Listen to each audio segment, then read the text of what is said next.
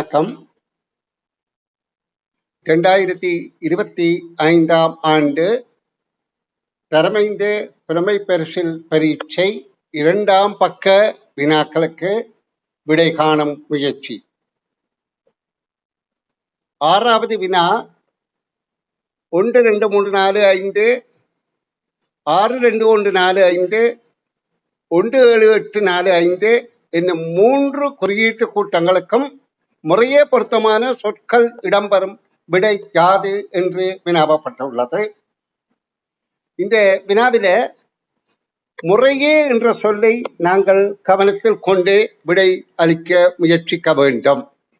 இங்க முறையே என்றபடியால் இதுல முதலாவது உள்ள குறியீட்டுக்கு, 2வது குறியீட்டுக்கு, 3வது குறியீட்டுக்கு விடையாக வருகின்ற, அதாவது பிரதியீடாக வருகின்ற சொற்களும் அதே 1 2 3 என்ற ஒழுங்கில் அமைதல் வேண்டும்.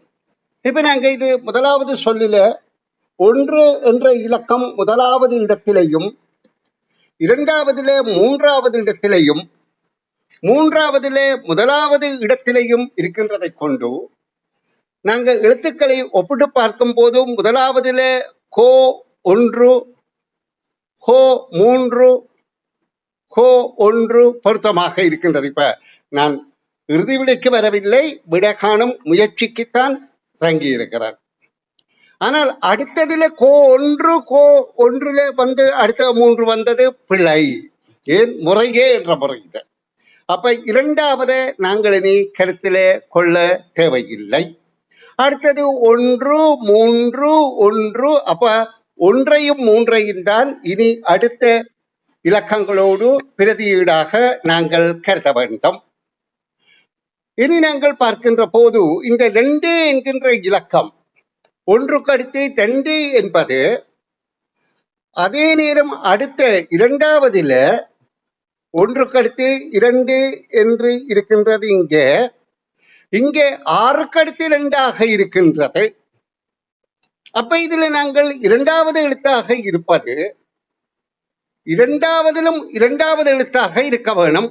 அப்ப இதுல இத்தனை இருந்தால் இங்கேயும் இத்தனை இருக்க வேண்டும். அதுவும் பொருந்தவில்லை. முதலே 2வது பொருந்தவில்லை என்று கண்டுபிடித்தோம்.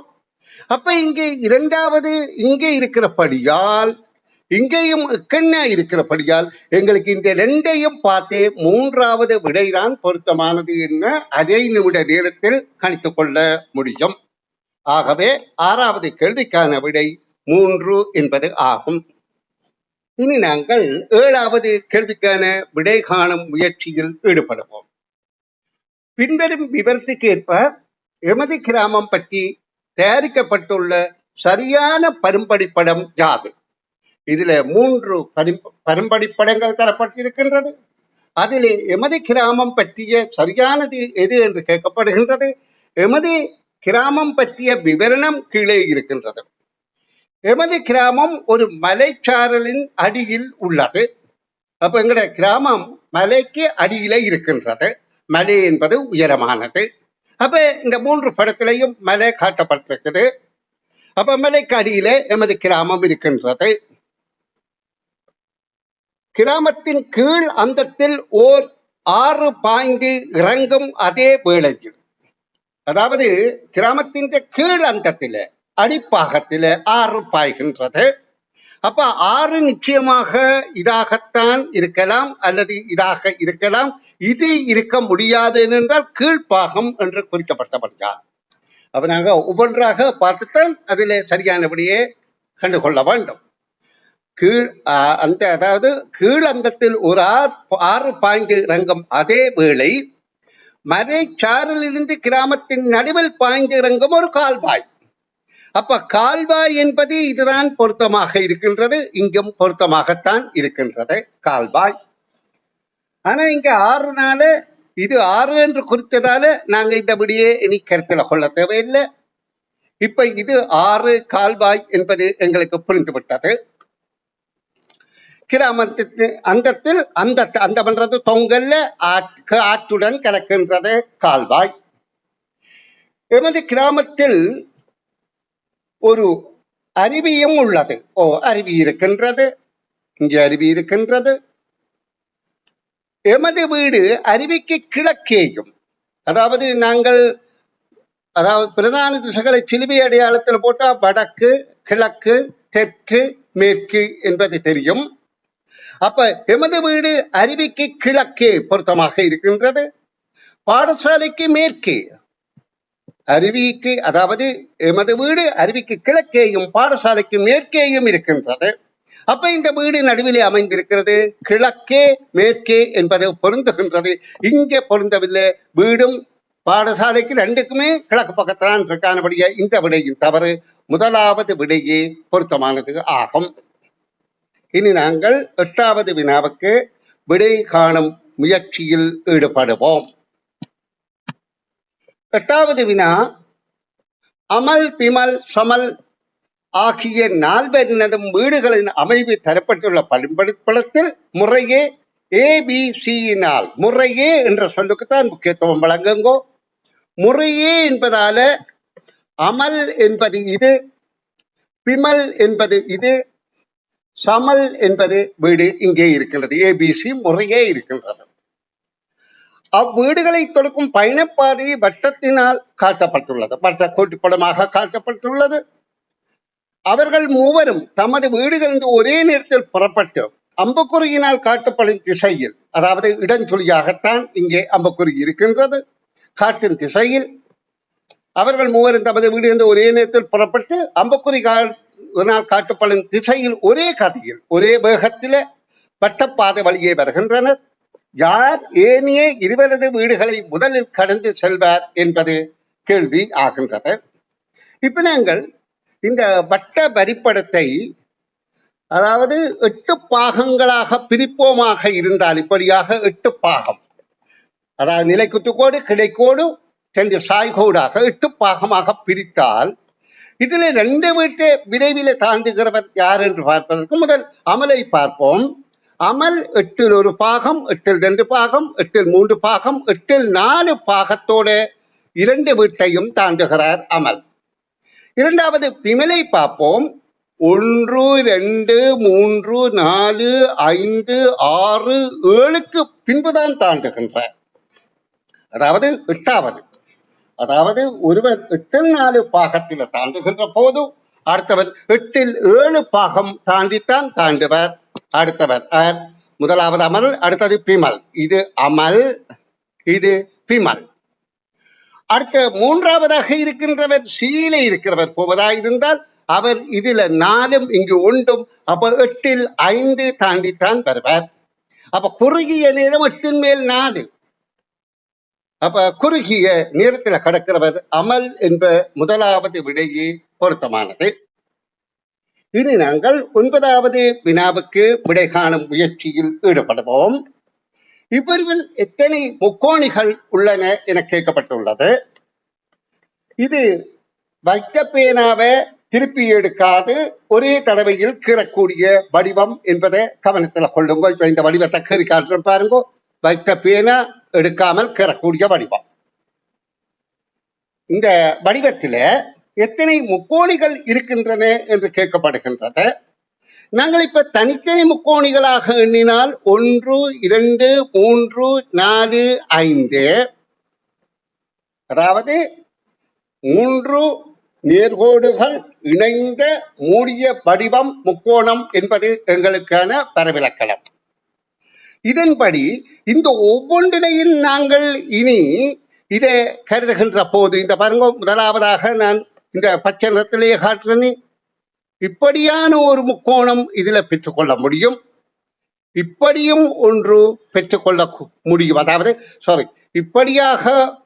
இப்படியான ஒரு முக்கோணம் பெற்றுக்கொள்ளக்கூடியதாக இருக்கின்றது.